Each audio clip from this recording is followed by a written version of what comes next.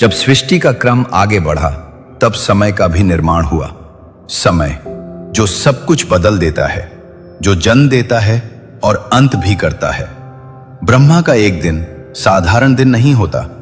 उस एक दिन में पूरी सृष्टि की रचना होती है और जब ब्रह्मा की रात्रि होती है तब यह सृष्टि विश्राम में चली जाती है। सब कुछ शांत हो जाता है, जैसे सब कुछ समाप्त हो गया हो। लेकिन यह अंत नहीं होता, यह केवल एक विराम होता है। फिर जब ब्रह्मा का नया दिन आरंभ होता है तो सृष्टि फिर से प्रकट होती है। इसी प्रकार सृष्टि का यह चक्र अनंत काल से चलता आ रहा है।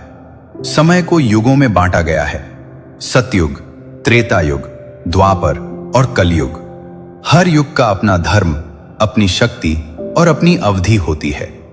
सतयुग में धर्म पूर्ण रूप से स्थापित रहता है, त्रेता युग में थोड़ा कम हो जाता है, द्वापर में और कम, और कलयुग में धर्म सबसे कम रह जाता है। जैसे जैसे युग बदलते हैं वैसे वैसे मनुष्य का स्वभाव भी बदलता है। कलयुग में अहंकार, लोभ और मोह बढ़ जाते हैं और मनुष्य सत्य से दूर होता चला जाता है। लेकिन इस सब के बीच एक सत्य कभी नहीं बदलता, वह है परमात्मा का अस्तित्व। जब सृष्टि अपने अंत की ओर बढ़ती है तब प्रलय का समय आता है।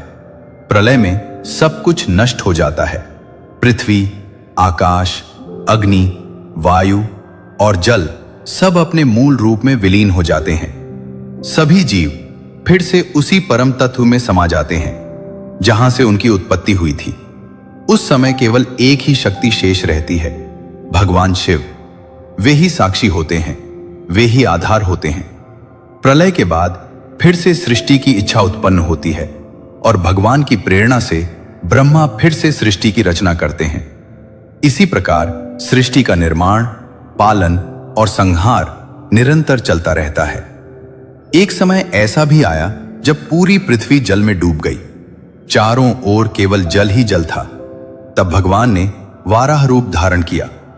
उन्होंने गहरे जल में प्रवेश किया और पृथ्वी को खोज निकाला। अपनी शक्ति से उसे ऊपर उठाया और फिर से उसे स्थिर स्थान पर स्थापित किया। पर्वतों को पुनः स्थापित किया, नदियों को प्रवाहित किया और जीवन को फिर से प्रारंभ किया। इस प्रकार सृष्टि को फिर से संतुलन मिला। यह सब भगवान की लीला है। जो इसे समझ लेता है वो जीवन के भय से मुक्त हो जाता है। उसे पता चल जाता है कि जो कुछ भी हो रहा है वह एक नियम के अनुसार हो रहा है और उस नियम का आधार स्वयं भगवान शिव हैं।